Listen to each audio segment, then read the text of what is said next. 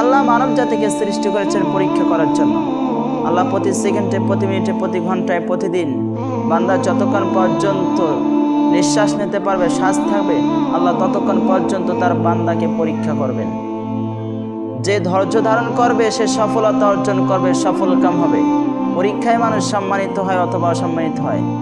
যে ধৈর্য ধারণ করতে পারবে না সে সফলতা অর্জন করতে পারবে না। আল্লাহকে বলতে হবে, আল্লাহ আপনার যত খুশি ইচ্ছা আপনি আমাকে এই পৃথিবীতে, এই দুনিয়ায় পরীক্ষা করেন এবং ধৈর্য ধারণ করার ক্ষমতা দিন। আমি আপনাকে দেখিনি, আপনার রাসূলকে দেখিনি, আমি জান্নাত দেখি নাই, জাহান্নাম দেখি নাই, আমি জাহান্নামের ভয়ানকের আযাবের কথা শুনেছি, আমি জাহান্নামের ভয়ানক আযাবের কথা শুনেছি, আমি জাহান্নামের আগুন সহ্য করতে পারবো না।